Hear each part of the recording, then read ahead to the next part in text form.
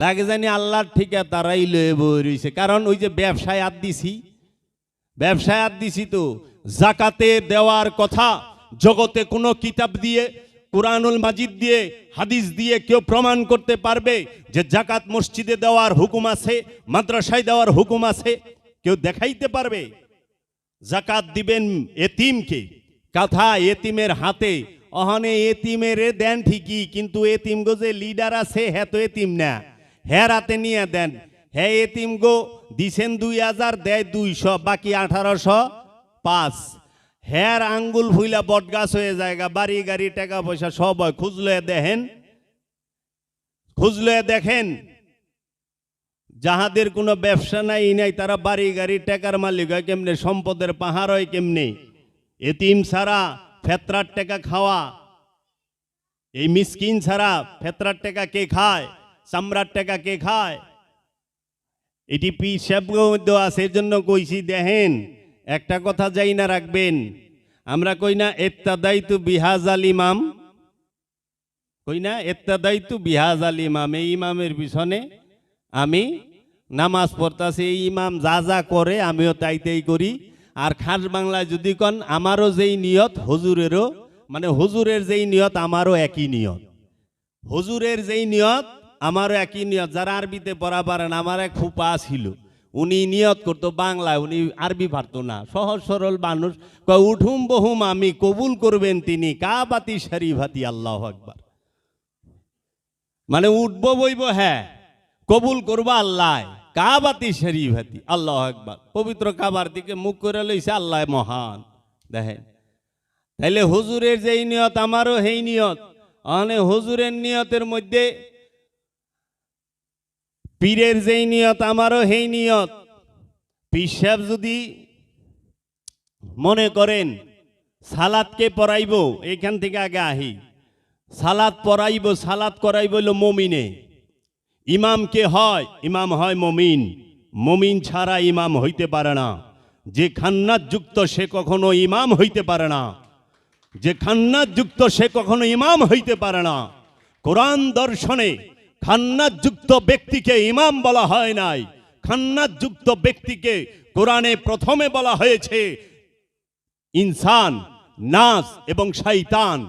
আর দ্বিতীয়তে যখন এই খান্নাত যুক্ত ব্যক্তি আল্লাহর রসুলের কাছে বায়াত গ্রহণ করেছে, আল্লাহর রসুলের কাছে ঈমান এনেছে, তখন তাকে বলা হয়েছে আমানু, ঈমানদার। প্রথমে এই আমানুকে আবার ঈমান আনতে বলা হয়েছে কার কাছে? রবের কাছে। এই আমানু সে ফলো করবে মুমিনকে। মুমিন খান্নাস মুক্ত, শয়তান মুক্ত। মুমিনের 6টা গুণ।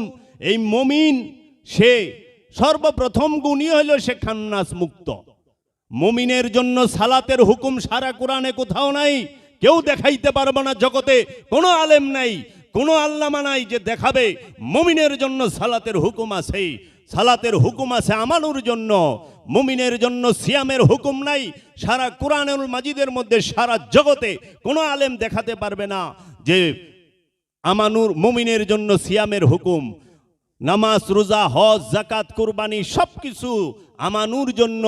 এই আমানু কার থেকে শিখবে? মুমিনের কাছ থেকে। মুমিন ইমামতি করব, মুমিন শিখাইব আমানুকে, মুমিন শিখাইব আমানুকে। খান্নাস মুক্ত মহাপুরুষ শিখাইব খান্নাত যুক্ত ব্যক্তিকে কিভাবে সালাত করতে হয়, দায়েমি সালাত, কিভাবে সিয়াম করতে হয়, কিভাবে হজ করতে হয়, কিভাবে কুরবানি করতে হয়, কিভাবে যাকাত দিতে হয়, কিভাবে আমলে সালেহা করতে হয়। এইগুলোর সমস্ত কিছু শিখাবে মুমিনে। মুমিন যে না, সেই ঈমান কখনোই সালাত করতে পারে না। আর মুমিন ছাড়া যদি সালাত করে, এর লেগে আগে দেখেন, পরীক্ষা করেন যে আমি যার পিছে নামাজ পড়ি হ্যাঁ কি মুমিন না আমানু। আমানুর পিছে নামাজ পড়লে গেলে নামাজ হইব না। আহানে কয় আপনি এমনভাবে কথা কন, আপনার কথায় ভাই বুঝিলে আপনি যে কি কন, আমাকে আমি যে কি কই একটু কোরআন খুইলা দেখবেন, একটু কোরআন খুইলা দেখবেন।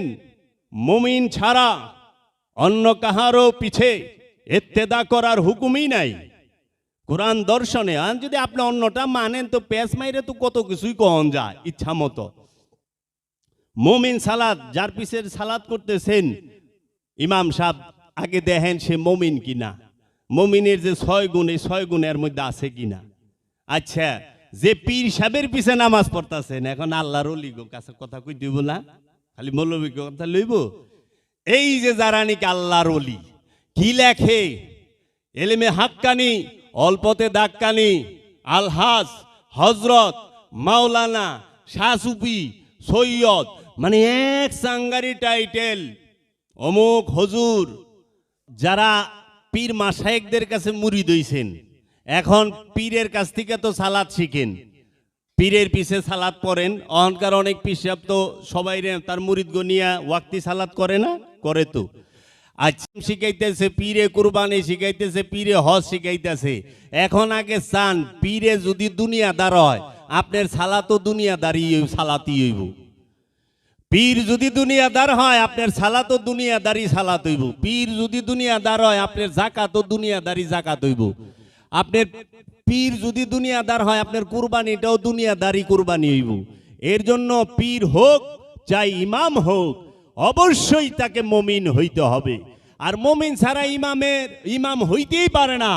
আর মুমিন সে ইমাম নির্বাচিত করে রব্বুল আলামিন, ইমাম নির্বাচিত করে রাহমাতাল লিল আলামিন, ইমাম নির্বাচিত করে ওলিয়ে কামেল। নিজে নিজে ইমাম হয় না। বাবা জাহাঙ্গীরের নির্বাচিত করছে ওলিয়ে কামেল, মুর্শিদে মুকাম্মেল, মুজাদ্দেদে জামান, বাবা চেরাগ, বাবা জান শরীফ শাহ সুরেশ্বরী, রসুলে নুমার অন্যতম প্রধান খলিফা। তাহলে বাবা সুরেশ্বরীরে কে নির্বাচিত করেছেন? সে হচ্ছে বাবা ফতে আলী ওয়াইসি। ফতে আলী ওয়াইসিকে কে নির্বাচিত করেছেন? ফতে আলী ওয়াইসি বাবাকে নির্বাচিত করেছেন বাবা নূর মোহাম্মদ নিজামপুরি। এইভাবে প্রত্যেকটা আল্লাহর ওলিকে তার আপন আপন মুর্শেদ নির্বাচিত করেছে। হ্যাঁ, আমি তোমাকে ইমাম নিযুক্ত করলাম, তুমি আমার তরফ থেকে ইমাম। মুজাদ্দেদ আল ফেসানিকে ইমাম নির্বাচিত করেছে বাবা বাকিবিল্লাহ। বাবা কিবিল্লা বাবাকে ইমাম নির্বাচিত করেছে বাবা আমকাং খানি। বাবা আমকাং খানিকে ইমাম নির্বাচিত করেছে বাবা দরবেশ বন্ধু আলী। বাবা দরবেশ বন্ধু আলীকে ইমাম নির্বাচিত করেছে মমসাদুল উবুদ্দা নুরি আলী। বাবা মমসাদুল উবুদ্দা নুরিকে ইমাম নির্বাচিত করছে বাহাউদ্দিন নকশবন্দ। বাহাউদ্দিন নকশবন্দকে ইমাম নির্বাচিত করছে বাবা আমির কুলাল। বাবা আমির কুলালকে ইমাম নির্বাচিত করছে মহানবী সাল্লাল্লাহু আলাইহি ওয়াসাল্লাম, মাওলা আলী আলাইহিস সালাতু ওয়াস সালাম। এর জন্য ইমাম নির্বাচিত করে মাওলা আলী এবং মহানবী নিজে নিজে নিজে ইমাম হয় না। আর আমরা হনে সুদখোর, ঘুষখোর, সুর, বাটপার, সিটার, হুঁশিয়ার হুঁশিয়ার সাবধান। এই সুর বাটপারেরা মিলে আমরা ইমাম নিয়োগ দিই। হুজুর আপনি কালকে নামাজ পড়াইবেন। মসজিদ কমিটির সভাপতি কয়টা আছে? মুমিন। কয়টা আছে? আমানু, ইমানদার। সবই তো বেশিরভাগই তো কুরাপ্টেড। এলাকার সবচেয়ে বড় হুমরা সুমরা। তাই বেদম বাবা একদিন একটা কথা কইছিল যে মুসা নবীর বিরুদ্ধে, মুসা নবী ফেরাউনের বিরুদ্ধে দাঁড়াইছে। ওই সময়কার সবচেয়ে বড় সম্পদ জমাকারী ছিল ফেরাউন। ফেরাউন শব্দের অর্থই হচ্ছে সম্পদ জমাকারী। এই সম্পদ জমাকারীর বিরুদ্ধে মুসা নবী খারাইছে। নমরুদ্দার বিরুদ্ধে ইব্রাহিম নবী খারাইছে। কেন? জুলুমের বিরুদ্ধে।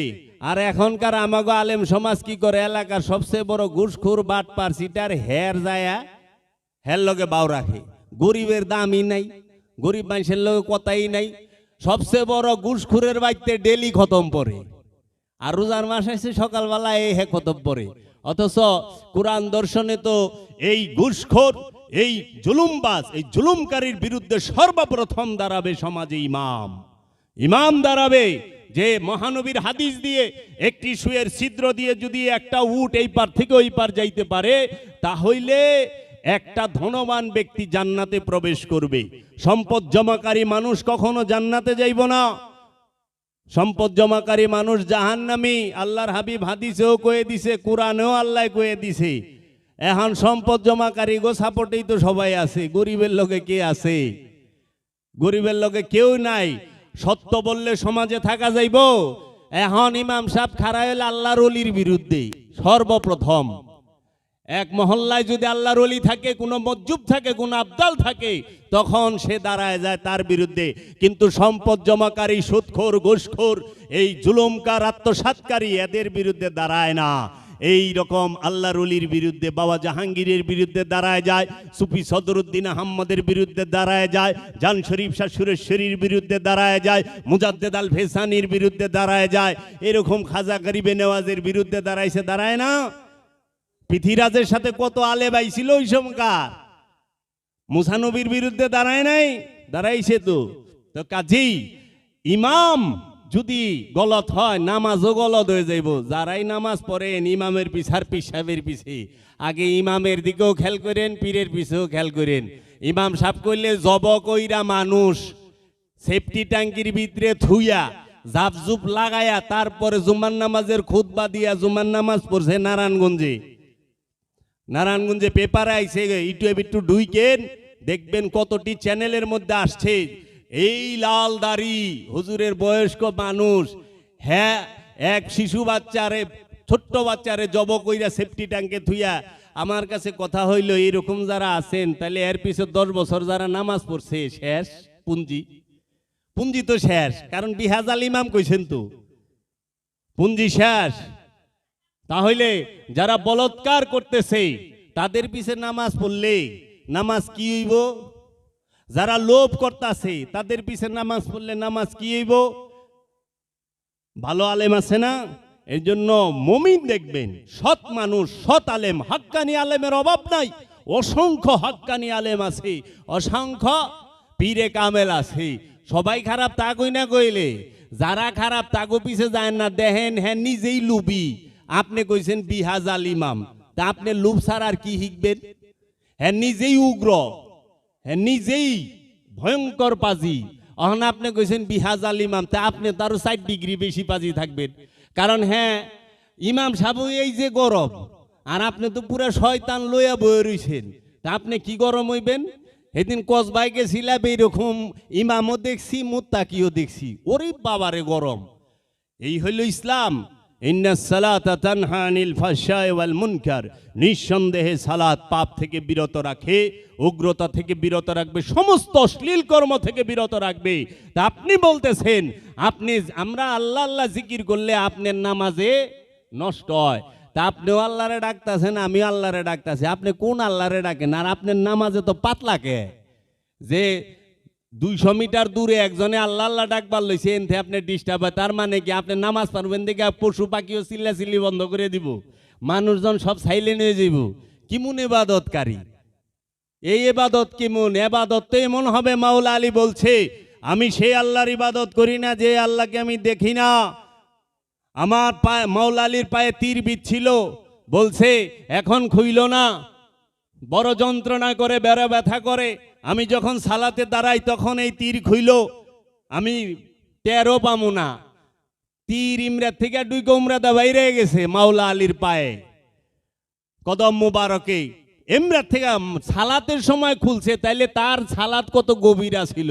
আর আমাগো এহেনে, ওরে বাবারে, একজনে হিন্দুরা যদি মন্দিরে ডুল বাইরায়, মুসলমান নামাজ পড়া পারে না।